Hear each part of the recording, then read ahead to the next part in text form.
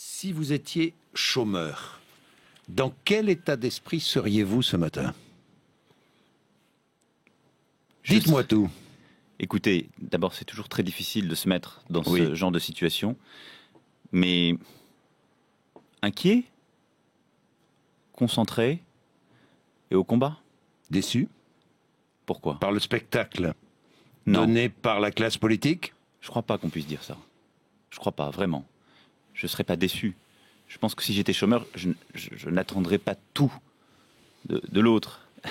J'essaierais de me battre d'abord.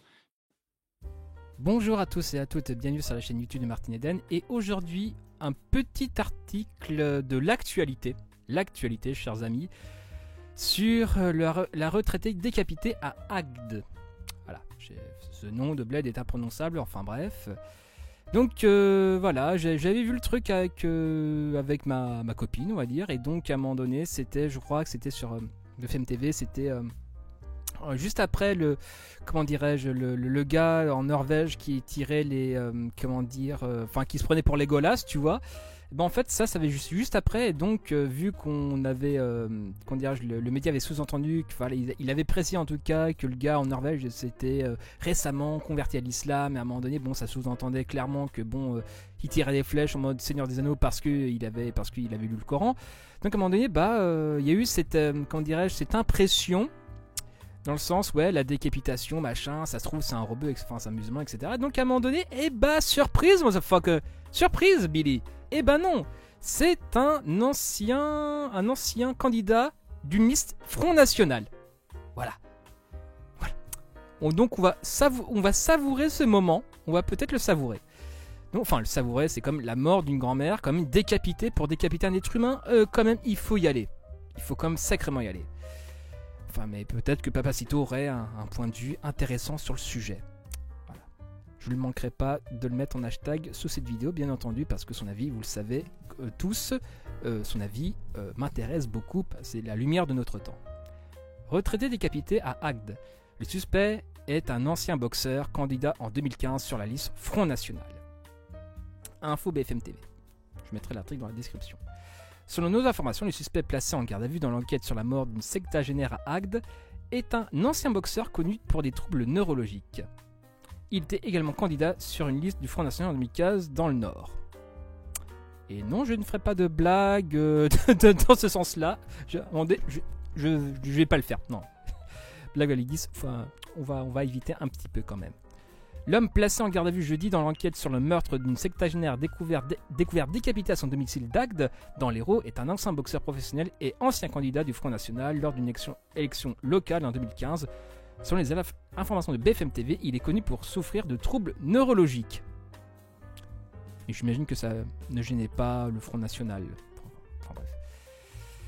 Jeudi soir, l'enquête avait connu une avancée rapide avec le placement en garde à vue de cet homme de 51 ans. La préméditation de ce crime a été retenue, des éléments laissant la supposer, a indiqué le procureur de Béziers.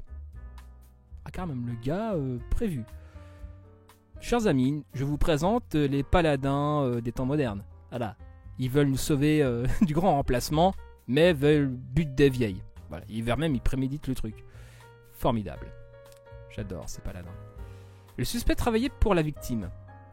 L'interpellation de ce suspect est intervenue moins de 24 heures après la découverte macabre faite dans ce pavillon d'Agde. La retraitée, une ancienne institutrice de 77 ans... Alors là, Samuel Paty, non, j'imagine que... Pas d'amalgame, hein, pas d'amalgame. Bande de raclure. Vivait seule dans son logement depuis la mort de son mari il y a 2 ans. En plus, veuve. Franchement, il coche toutes les cases du bâtard. Franchement, c'est merveilleux. Son corps a été découvert décapité. La porte d'entrée du pavillon n'était pas verrouillée, seul le portail extérieur était fermé. Les enquêteurs se sont notamment appuyés sur les images de vidéosurveillance alors que des caméras avaient été installées à l'extérieur mais aussi à l'intérieur du logement de la septagénaire. Un autre élément a permis d'aiguiller les policiers de la PJ de Montpellier. Une carte bleue a été dérobée au domicile de la victime, une carte qui a permis un retrait de 1 000 €. Le suspect est également connu des voisins.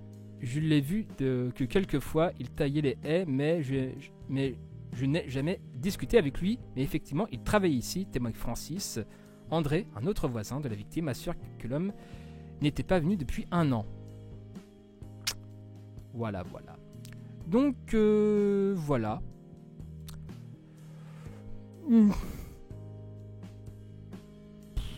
Que dire en fait, que dire? Moi franchement, honnêtement, bon ok, fait divers et tout, putaclic, oui, totalement, j'assume totalement, y a pas de problème.